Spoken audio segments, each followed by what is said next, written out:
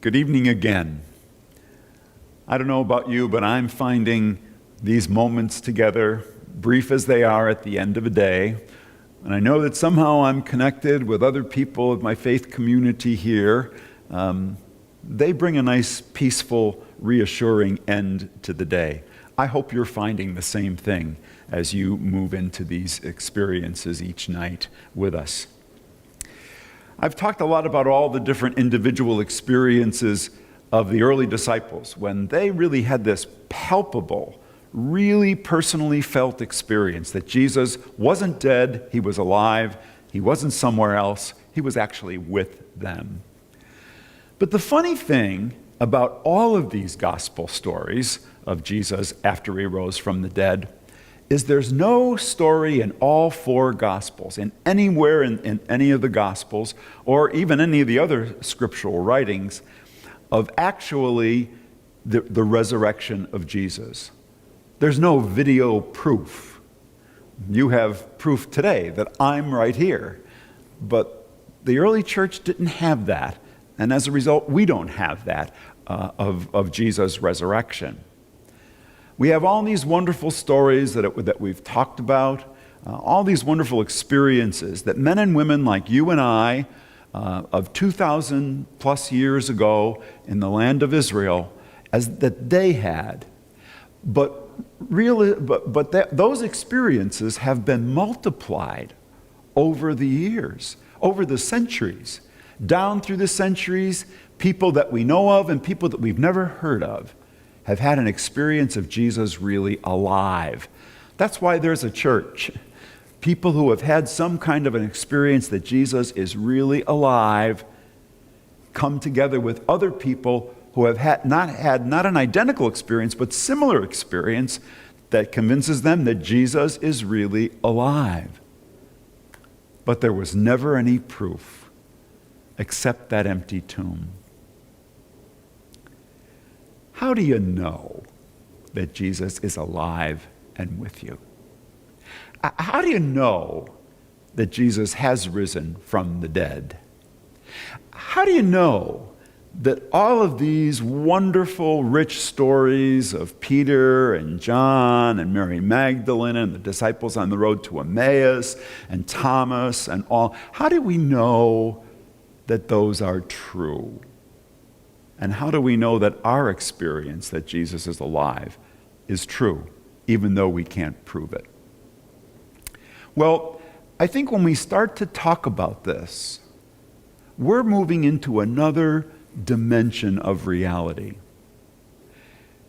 When we deal with facts, if there was some video camera of Jesus breaking through that stone that was rolled in front of the tomb and walking out and starting to interact with the people that he found there, that we would say, okay, there's that evidence. And however they recorded it and passed it down through the ages. But we don't have that. We have personal stories of different people in different circumstances who experienced Jesus alive. And again, that's been multiplied over the centuries. I think that is a question that challenges all believers. How do I know all of this is true? How do I know that Jesus really did rise from the dead? And I think it's very hard to find an answer to that question. But I recall in 1964, a Supreme Court case was being settled. And I believe it was to determine whether a certain movie was obscene. And the Supreme Court justices were trying to make a decision, was it or wasn't it? And Justice Potter Stewart, who was a Supreme Court justice at the time, made what has become a very famous statement about that. He said,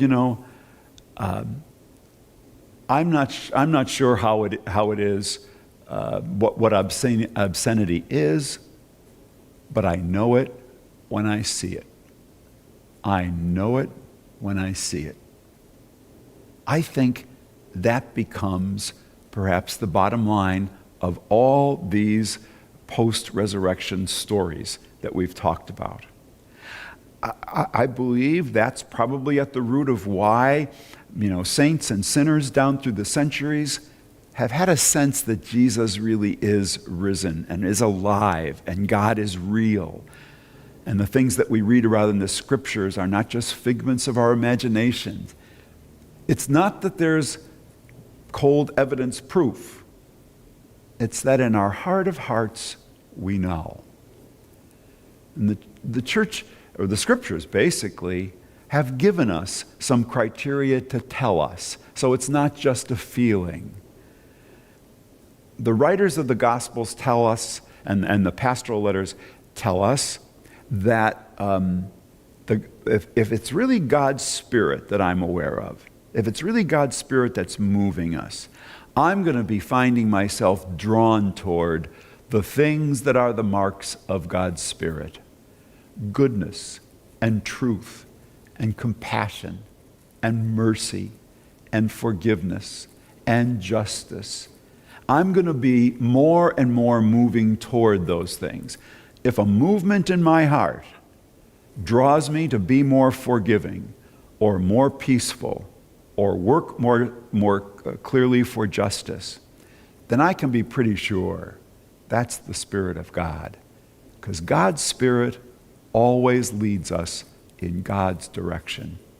And ultimately, I think that's the thing that tells us that this Jesus, whom we read about, who lived over 2,000 years ago in a land very far from us, that he really was the Son of God, and he really did rise from the tomb, and that his Spirit, that he breathed upon his apostles, and he continues to breathe upon all of us, continues to help us to live.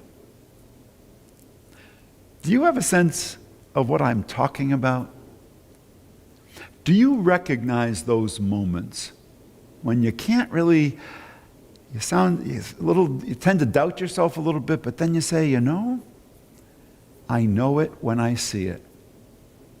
And I think that's the movement of God in me. Treasure those moments. Let those moments impact your life and shape the way you are a faithful disciple of Jesus. I know it when I see it, Potter Stewart said. I think all of us can say the very same thing about the Spirit of Jesus Christ. Thanks very much, and enjoy a good evening.